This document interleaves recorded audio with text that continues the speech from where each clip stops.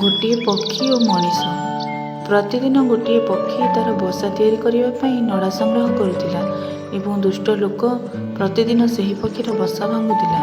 ଏହା ଅନେକ ମାସ ପର୍ଯ୍ୟନ୍ତ ଚାଲିଲା, କିନ୍ତୁ ପକ୍ଷୀଟି ବସା ନିର୍ମାଣ ବନ୍ଦ କରିନଥିଲା। କିନ୍ତୁ ଦୁଷ୍ଟ ଲୋକ ଶେଷରେ ଥକି ଯାଇ ପକ୍ଷୀର ବସା ଭାଙ୍ଗିବା ବନ୍ଦ କରିଦେଲା ଏବଂ କିଛି ଦିନ ମଧ୍ୟରେ ପକ୍ଷୀ ନିଜ ନାଳରେ ଅଣ୍ଡା ଦେଲା, ଯେଉଁଥିରୁ ସୁନ୍ଦର ଶିଶୁ ପକ୍ଷୀମାନେ ବାହାର ଆସିଲେ। ସେହି ସୁନ୍ଦର ଛୋଟ ପିଲାମାନଙ୍କୁ ଦେଖି ସେହି ବ୍ୟକ୍ତି ମଧ୍ୟ ବହୁତ ଖୁସି ହେଲେ। ସେମାନଙ୍କର ଯତ୍ନ ନେବା ଆରମ୍ଭ କଲେ ଏବଂ ସେମାନଙ୍କୁ ଖାଇବାକୁ ଦେବା ଆରମ୍ଭ କଲେ। ଦିନେ ସେ ପକ୍ଷୀକୁ ପଚାରିଲେ, ମୁଁ ପ୍ରତିଦିନ ତୁମର ବସା ଭାଙ୍ଗୁଥିଲି, କିନ୍ତୁ ତୁମେ କାହିଁକି ତୁମର କାମ କରିବା ବନ୍ଦ କରିନଥିଲ? ତାପରେ ପକ୍ଷୀ କହିଲା, ଭାଇ, ତୁମେ ତୁମର କାମ କରୁଛ ଏବଂ ମୁଁ ମୋର କାମ କରୁଥିଲି।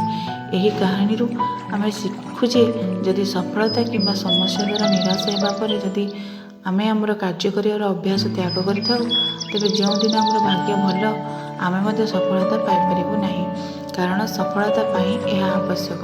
ଏହା ଜାରି ରଖିବାକୁ କାହାଣୀ ଦ୍ୱିତୀୟ ନୈତିକତା ହେଉଛି, ଯେତେବେଳେ ତୁମର ଶତ୍ରୁ ତୁମଠାରୁ ଅଧିକ ଶକ୍ତିଶାଳୀ, ତୁମେ ତାଙ୍କ ସହିତ ଯୁଦ୍ଧ କରିବା ଉଚିତ ନୁହେଁ, ବରଂ ତାଙ୍କୁ ଅଣଦେଖା କରିବା ଏବଂ ତୁମର କାର୍ଯ୍ୟ ଜାରି ରଖିବା ଉଚିତ।